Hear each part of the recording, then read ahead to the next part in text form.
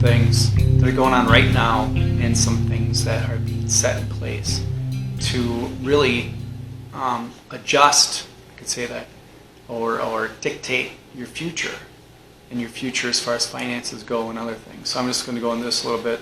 This is basically just for awareness and get people looking, thinking, talking, acting, maybe. But so with these bank freezes, the bank can freeze your account for whatever reason, any reason, if they have suspicion there, if they suspect something. They can freeze it and then allow it to be unfrozen or unfreeze it and allow you access that. They can also freeze it and only allow certain portions to be taken out, certain amounts to be deposited, certain ways things can be deposited. They can refuse cash deposits for whatever reason for certain accounts. They can deny ability to purchase certain things for whatever reason. I know this happened years ago to someone that I know pretty close to me. Their bank would not allow them to purchase cryptocurrencies, no matter what. Even on Coinbase, one of those big deals, the main things. And this was 2017 on through now. I believe that bank and the card that the bank offered, that kind of stuff, still did not allow purchases of those cryptocurrencies, whatever, so that can happen to anything for any reason. So I want to talk about that. Look at what's going on in Canada right now, this moment, what's been going on. The whole thing with the freezing or the not giving back of the funding. I forget the name of it. Fund Me Now or whatever. GoFundMe. I forget their name because they're such a horrible company. I'd rather deal with something like GiveSendGo. So that's why I'm forgetting that other name and I don't want to repeat it. So GiveSendGo, they got their funds froze from the Canadian government. And from there, it was not allowed to be dispersed out to the truckers and protesters and the freedom fighters that they've been called a lot. So what did that mean? Well, that means that they were in control of those funds, those things. Also, in Canada, Canadians, with this whole martial law thing, this whole Emergency Act thing that they just put in place, Trudeau just put in place, it's been said, and there's been some proof here and there that I've seen, where Canadians, if they've been known to support the protesters or the truckers, known to give out any kind of, I would say, funds, any kind of money to them, financing, that kind of stuff, or to even support on social networks, that kind of stuff. And they've been suspected to do that, or even shown to do that. They've had their accounts frozen, limited. They've had, just stopped. They've not been allowed to do anything with their accounts for the time being. And, as always, government goes. The banks go. The banks control the government, that kind of stuff. So how government goes is, well, it's frozen, and you may get it back real soon. You may not. Remember 2 weeks to flatten the curve. You remember that 2 years ago. That sort of deal. That's government. Like I said, and I've always said, the most permanent thing you'll ever find and ever run into is a temporary thing that the government imposes on you. So there's that. Canada is trying to freeze all crypto transactions across the board, whether it's for the support of the truckers, the protesters, that kind of stuff. They just want to control it all right now. Not allowed to spend your money any way you choose, basically. That's what it is. And your money that you have in the bank, and I know I've said in the past, it's really not your money. I don't know Canadian laws, what was passed there, but I know in America, after 2012, it's no longer considered your money legally. It is considered money that you've lent or you've given to those banks, those entities, to do with what they will. And if something happens, they go bankrupt, they need it, they can use it to make themselves whole. So there is that. And also, your mortgage, I've been reading this stuff, may be at high risk. No matter if you have a 30-year mortgage, no matter if you have never had a late payment, it still could be at a very extremely high risk, no matter what, because of this thing that they passed that's in there, and they're pushing through this regime and the new things that they got going on with the ESG. What's ESG? Environmental, social, governance. That's ESG. All things are going to pass through this needle called ESG, or this bottle neck called ESG. So all companies, all banks, all corporations, all everything needs to pass through this ESG and get graded. It's going to lead to the social credit score like they have had in China for years, and I spoke about 2019. So environmental criteria focuses on the company's impact on the planet. In addition to climate change initiatives, this category includes energy usage, pollution outputs, water management, and other environmental impacts. So that's environmental. That's the E on ESG. S is social. The social element of ESG focuses on the way the company treats people. It includes relationships that organizations have with other workforces, the societies in which it operates, and the current political atmosphere, including diversity, equity, and inclusion, health, safety, labor management, data privacy, and community relations. Okay, a lot of fluff there, but basically they want to control everything that these companies, these businesses, mom and pop shops, whatever, are doing, and socially how they're impacting or not impacting how they want you guys to act, how they want to change your behavior. So that's the S. The G on ESG is governance.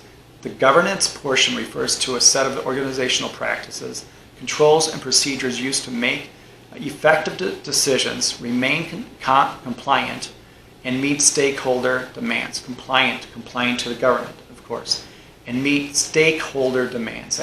That's the new age thing they're pushing out there. Stakeholder kind of.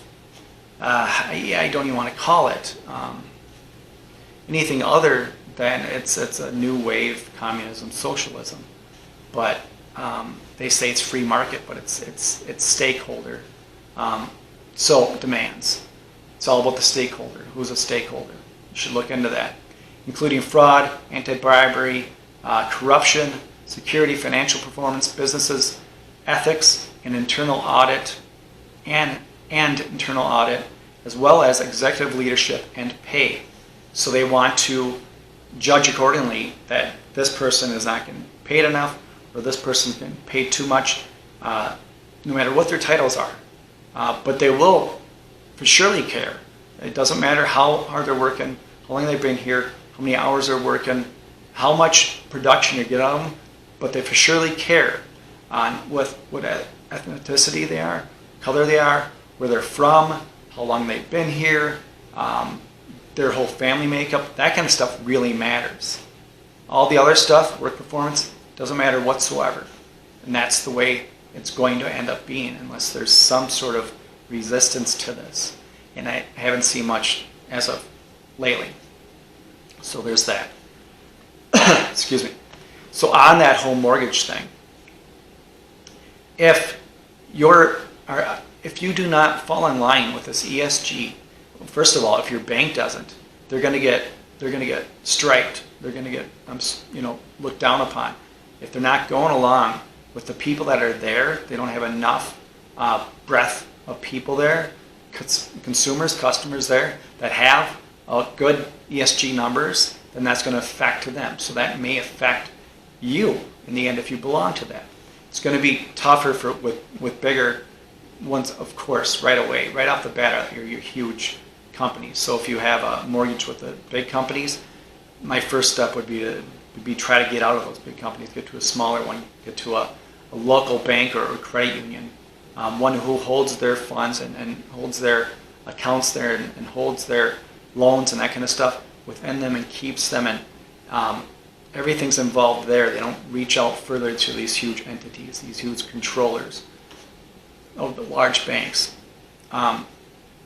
So if you're able to, I would try to get it away from the huge companies, huge corporations, and move it to a smaller one, a local one, a family-owned one, something, a community-owned one, a credit union, a real credit union, like they used to be, because most of them nowadays aren't real credit unions. So also, if you have the means, if you have enough money, assets, enough liquidity to get to, great. If you can pay off your mortgage at the drop of a hat, if you have to, that's probably the best, safest thing, safest way to be there, where you do not have to worry about what's going to happen with this ESG thing, what's going to happen with my bank, my credit union, with my job, because they're going to fall in line with this and have to do what's going to happen to me. That's a great way to say, hey, you know what, I'm going to secure myself. I'm not going to pay it off because I have a really low mortgage or a really low rate, my interest. And as of now, I'm making bank because of how high interest rates are. If that's what you're doing, great, stick to it. But just keep in mind, if you have enough to put aside, or at least keep aside, in assets or whatever that is, if it's land, if it's gold, if it's silver, something you can sell, you can pay that off right away, that's great. Just knowing you have that, if you ever have to. That's one thing you can do. What else can you do? I'm not giving advice. I'm just throwing ideas out there of things I've thought of, things I've talked to other people about. What else can be done?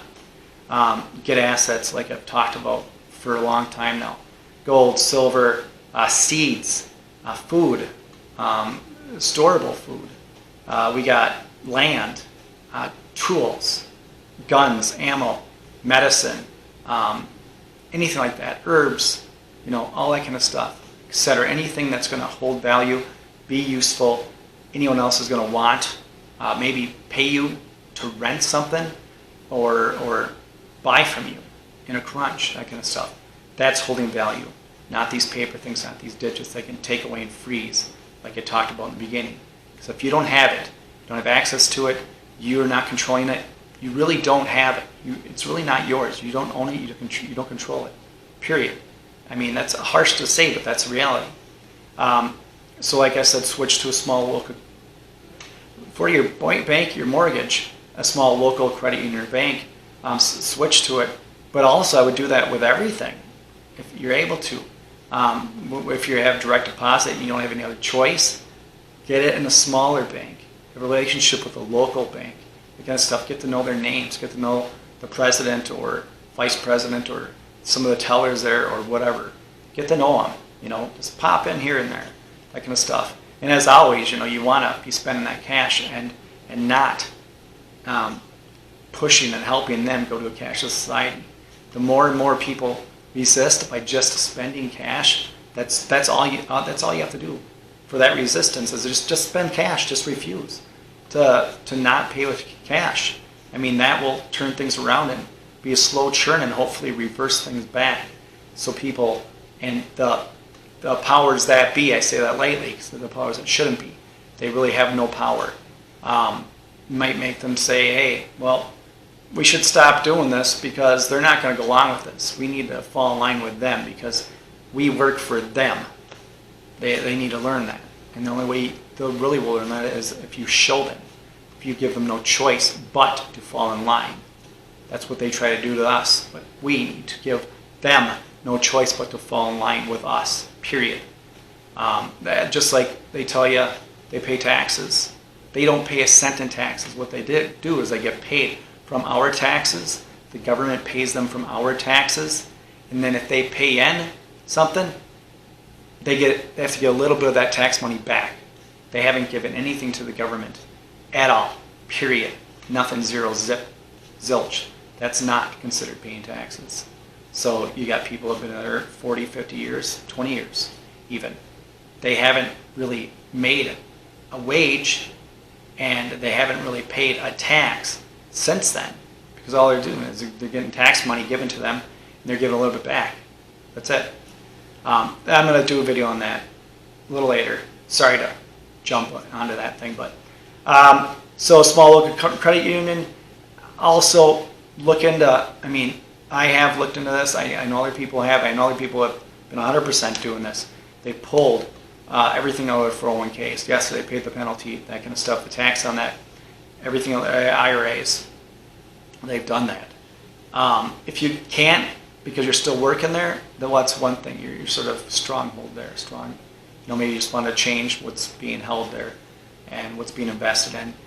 The best you can just to move to a cash thing right now. I don't know. It's just throwing stuff out there. Just, giving ideas, not saying to do either one. Just giving ideas. And so there's that. Retirement savings, same deal. If there's a bunch of money, say that lightly, currency in the bank, digits, which you have there, which is considered not yours, it's considered theirs. Like I said, after the 2012, maybe you're seeing it's losing 7.5% every second it's there in that form. Maybe you want to switch that into something that's holding wealth, preserving wealth, something useful, that kind of stuff. But in full disclosure, I've over the years have drained a bunch of the IRAs, that kind of stuff. I still have a little bit, here, and it's primarily just for gold, silver miners, mining stocks. That's it. I mean, that I treat that as that's just you want to say gambling because the stock market's gambling. I would say that's like gambling, really. I just see how low gold and silver are and how down they've been kept. They're going to pounce any time that the government cannot keep this facade going on, this charade going on. Once that they break out, and the hope there is the benefit from the mining stocks. Benefit, get out, that kind of stuff. So, just full disclosure, I want to say that. Other than that, just look into this stuff. I mean, it's going on now, and there's no things that I've seen, nothing in sight for me that showed me that there's going to be a change or a reverse or that kind of stuff or a big stop. We need to make that happen. We need to make that change and reverse and that big stop happen. Without people resisting these changes and resisting this stuff, nothing's going to change. Well, nothing's going to change for the better. It's going to continue to change for the worse. There's just turn on, whatever, social media. Talk to someone that lives in Canada if you have a, relationship like that. Excuse me. And you see what's really going on there right now. There is resistance. And they are making steps forward the way that they want to resist this tyranny, I call it, this communism. Any other name like that, you want to call it fascism. It falls under all those. I would say fascism's even more a better descriptor as of right now for America, but I would say for Canada, the better description is they're going communism right now into dictatorship. North Korea almost. But it's the beginning. There's resistance there, and you got to stop this wave if you can. So, anyways, I just went on some tangents. Sorry, but I thank you for watching. If you enjoy this, like, share, subscribe, all that stuff. And as always, stay vigilant, protect yourself, your family, protect your health, and protect your wealth.